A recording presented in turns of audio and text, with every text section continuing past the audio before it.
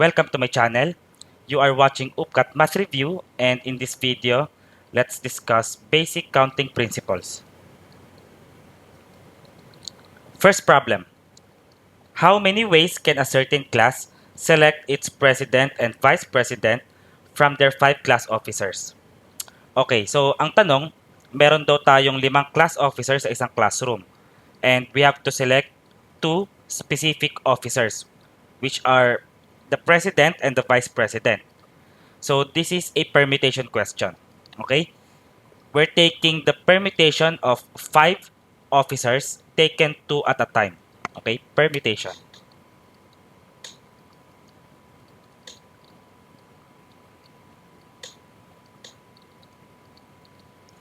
Ang formula ng permutation ay the permutation of n things taken r at a time is equal to n factorial divided by n minus r factorial.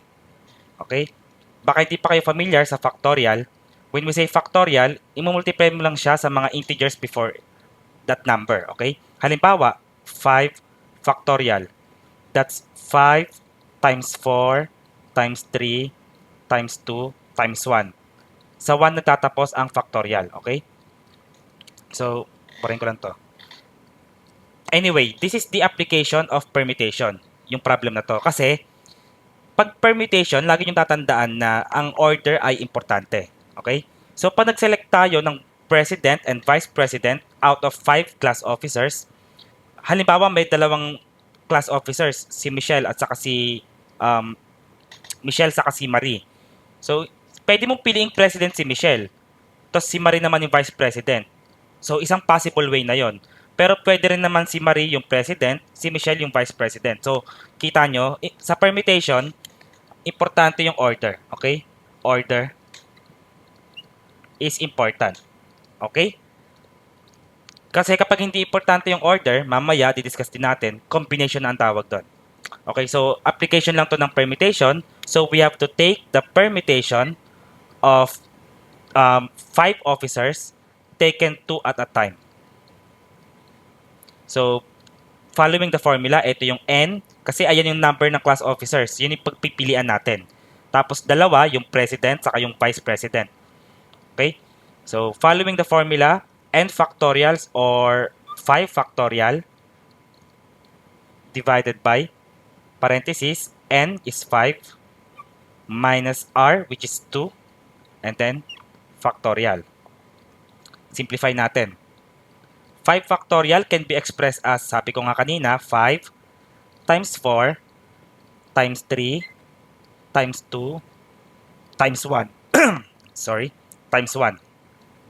And divided by, ito, 5 minus 2, that's 3. So, 3 factorial. Okay, may technique dito para hindi na masyado marami yung multiplication nyo. Sa factorial, pwede naman kayong huminto eh. Diba? 5 times 4, pwede tayong huminto ng 3. So, ang gagawin natin, burahin natin itong times 2 saka times 1. So, times 3 factorial. Pwede naman yan. Kasi, kung itutuloy mo naman, edi 3 times 2 times 1. Ganun din yun eh. So, in essence, kaya natin ginawang ganyan para makancel out natin yung 3 factorial dito. 1 here and 1 here. Okay? So, anong natira sa atin? Ang natira sa atin ay si 5 times 4. So, 5 times 4 is 20. So, ito yung number of ways na makakapili tayo ng president and vice president out of 5 class officers. So, the answer is option C. Next, in a singing contest, how many ways are possible if 2 contestants will be declared winners out of 5 contestants? So, ang tanong dito, ilang ways tayo pwede magkaroon ng winners kung meron tayong 2 winners out of 5? Okay? And this time, gagamitin naman natin yung combination.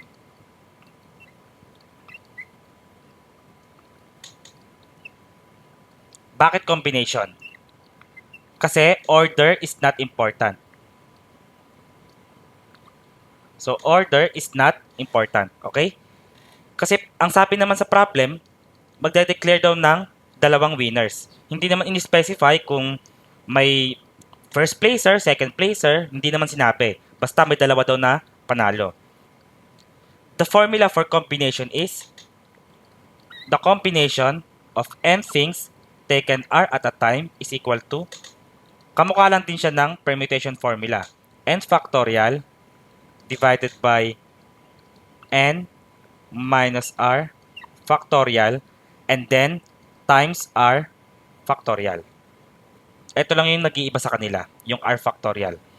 Okay, so pag i-apply natin sa problem, ilan ang ating combination or number of ways na magkakaroon tayo ng 2 winners out of 5 contestants. So that's combination or yes, the combination of 5 contestants taken 2 at a time. And following the formula, ang n natin ay 5, ang r natin ay 2. So n factorial, that's 5 factorial divided by n minus r, rather, ang r nga natin ay 2. So 5 minus 2 factorial times r factorial. So times 2 factorial. Simplify natin. Okay?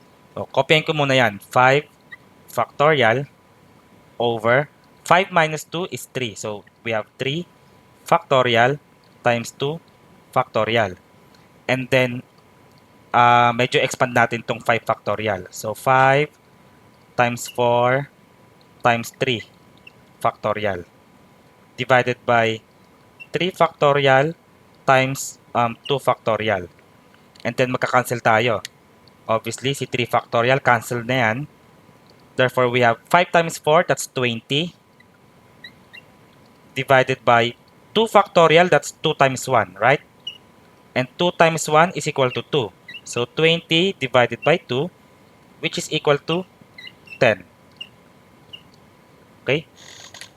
So the answer is option D.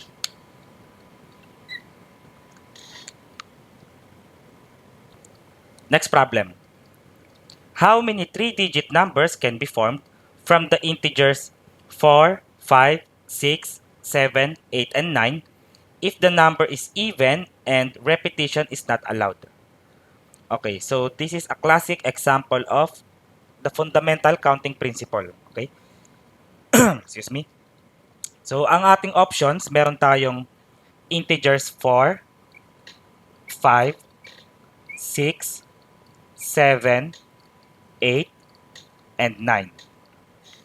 And ang pinapahanap sa atin ay yung number of 3-digit numbers. Kung ilan yung 3-digit numbers.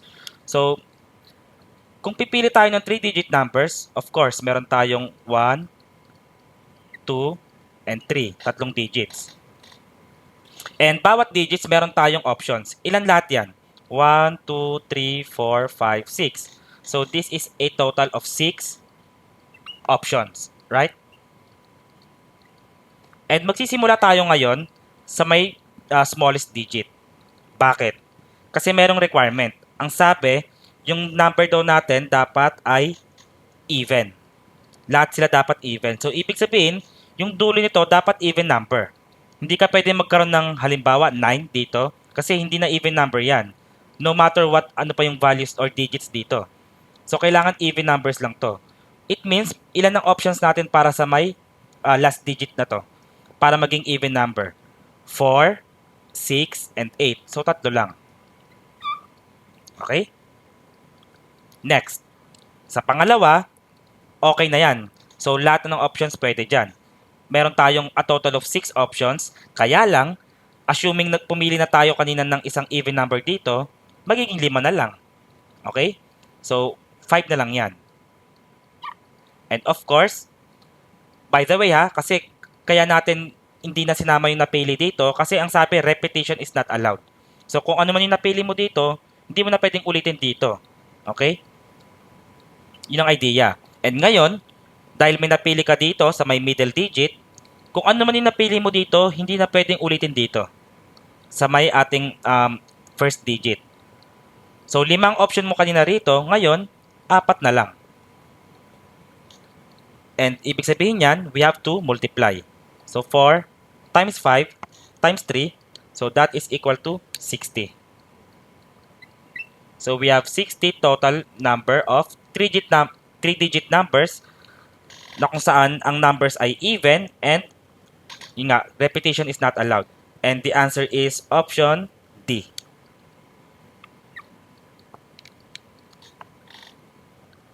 Next problem. A company wants to hire 5 women and 3 men. In how many ways can the choice be made if 7 women and 3 men are available?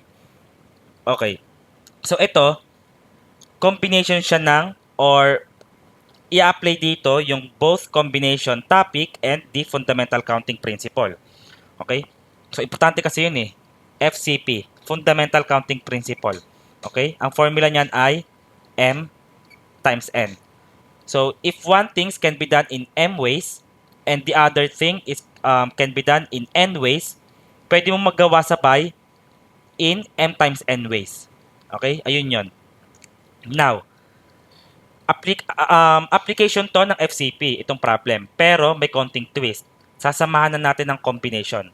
Kasi ang sabi niya, 7 women are available and 3 men are available. Okay? So, kukuha tayo ng combination.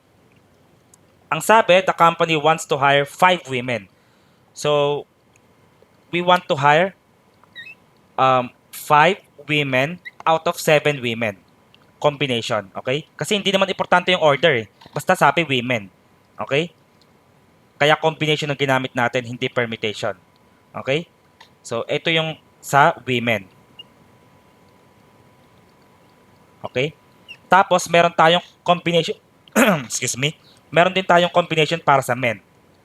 Okay? We have to hire 3 men out of 3 men. So, imumultiply natin yan kasi in essence, itong isa na to, ito yung M. Tapos, itong isang combination, ito naman yung N. Okay? So, para malaman natin kung ilang ways talagang possible yung event, pag-multiply natin yung dalawang events. So, multiply. And as we know, alam natin ang formula ng combination. Okay? Just in case na hindi nyo pa memorize, the combination of n things taken r at a time is equal to n factorial divided by n minus r factorial times r factorial. Okay? So, una, i-apply natin sa women. Ang n natin sa women ay 7. Tapos yung r ay 5. Kasi nga pipili tayo ng 5 women out of 7 women. So, applying or following the formula, we have n factorial. So, 7 factorial over n minus r. So, 7 minus 5 factorial times 5 factorial. And then times yung sa men naman. We have 3 factorial divided by 3 minus 3 factorial times 3 factorial. Okay? So, eto, 7 times 6 times 5 factorial. Okay? Hinto tayo sa 5 factorial. Kasi, para makancel tong 5 factorial dito. And 7 minus 5 is 2. So, we have 2. Okay? So, 2 factorial times 5 factorial. Okay? Ito, cancel na yan. And then, times, ito naman, 3 factorial. Kita naman natin, cancel na yan. 1 and 1. So, we have 1 over 3 minus 3 is 0.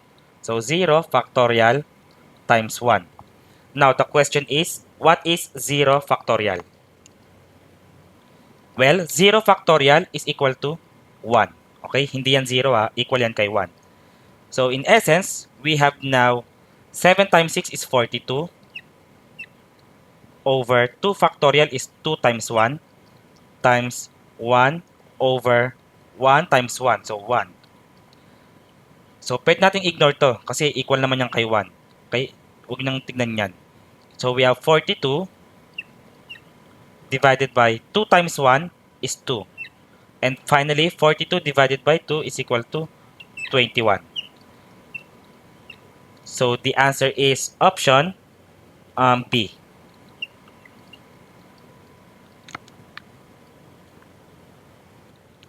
Next problem. In how many ways can the letters in the word review be arranged? Okay. So, dito na papasok yung permutation with repetition. Okay? So, sulat ko lang. Permutation with repetition. Ang formula niyan ay, so, the number of permutation is equal to n factorial sa may taas divided by q factorial times r factorial times s factorial, so on. Okay? Ano ibig sabihin ng mga yan? Yung n ay yung number ng items or ng objects. So, madali lang yon. Ito namang q, r, and s, ayan yung mga naulit. Kung ilang beses naulit yung ilang items. Okay? I-consider natin yon. Kasi, meron nga tayong repetition. So, ang problem, meron daw tayong word, which is review. Sulat ko lang ha.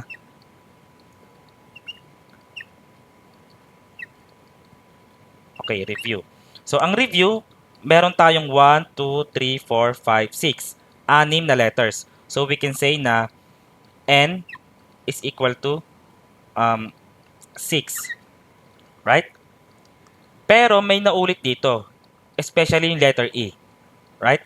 So, naulit si letter E. So, we can say na, let's say Q. Q, meron tayong dalawang letter E. Okay? Kung meron pa, well, R. Kaya lang wala naman ang naulit. Letter E lang ang naulit. Ngayon, explain ko na rin kung bakit kailangan natin yan. Kasi, imagine niyo, sulatin ko to ng ganito.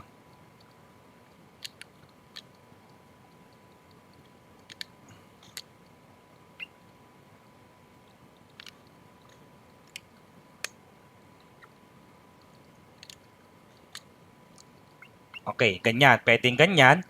Pwede rin na ganito. See? So, ano siya, naulit yung isang item, pero hindi ibig sabihin nun, same lang sila ng arrangement. Possible na magkaiba yung arrangement niyan. Kasi kahit na same sila, still, separate item pa rin sila. Separate object pa rin sila, kahit na identical sila. Okay? So, ayan, hindi porket letter E, iisa lang ang arrangement niyan. Pwedeng ganito, pwedeng ganito. Okay? Hindi mo alam kung saan dyan yung isang distinct or specific na letter E. Kaya ina-apply tong repetition. Okay? Yun ang concept. So, para may apply natin yan, so the number of, okay. So, the number of permutation is equal to the n factorial, ang n nga natin ay 6, divided by yung naulit, which is isa lang naman yung letter E. 2 factorial. Okay? Simplify natin. So, 6 times 5 times 4 times 3 times 2 factorial. Okay? N tayo dyan. Kasi yung denominator natin ay 2 factorial. Kasi kapag kinancel natin yan, we end up with 6 times 5, 30. And 30 times 4, that's 120. And 120 times 3 is 360. Alright? So the answer is option D.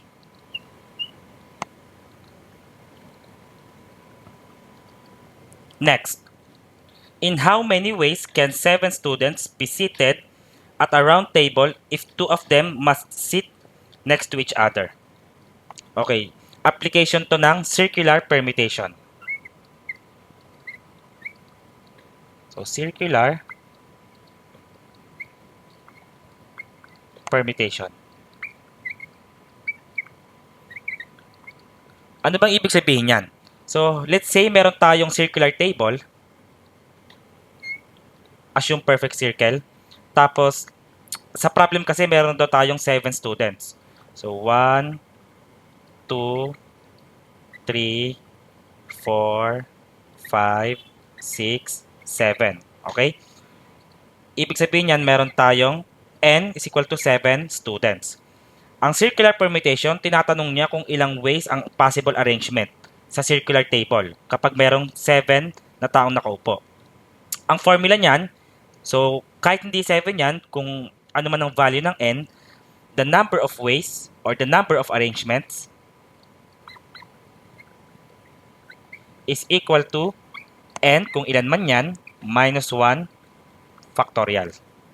Okay? So, pero wag nyo munang ide-diretsong i-apply to para masolve yung problem natin kasi meron pa tayong additional requirement. Ang sabi, two of them must sit next to each other. So, halimbawa, merong dalawang magkaibigan, ayaw maghiwalay. So, etong dalawa, kunyari, yan. So, ayaw nilang maghiwalay. Ang gagawin natin, i-consider natin sila as one. So, in a sense, ilan na lang ang ating object sa circular table? 1, 2, 3, 4, 5, 6. 6 na lang. Okay? So, ang n natin ngayon ay 6 na lang. Okay? And, etong dalawa na to, ilan ba ang possible arrangement na pwede dyan? Dalawa lang naman eh. Kung halimbawa, ito si A, ito si P, ang isa pang arrangement diyan, ito si P, dito si A. So dalawa lang. Okay? So ibig sabihin, kukunin natin yung circular permutation times 2. Okay? Kasi meron lang tayong 2 ways dito. Or 2 arrangements. Maliwanag. Again, kukunin yung circular permutation kasi consider muna si A and B na iisa. And then, multiply mo kung ilan ang arrangement ni A and B na possible. Which is, dalawa lang naman. Okay? Therefore, in this problem, the number of arrangements or the number of ways is equal to n minus 1. Ang n nga natin ay 6 minus 1 factorial times 2 ways. Kasi dalawang beses lang naman or dalawang arrangement lang naman ang pwede. Okay? 6 minus 1 is 5. So, 5 factorial times 2. 5 factorial is 5 times 4 times 3 times 2 times 1. Yan yan. And then, don't forget times 2 right here. Simplify natin. 5 times 4 is 20. 20 times 3 is 60. 60 times 2 is 120. 120 times 1 is 120. 120 times 2 is 240. So, we have 240 ways or arrangements. So, ibig sabihin, the answer is option C.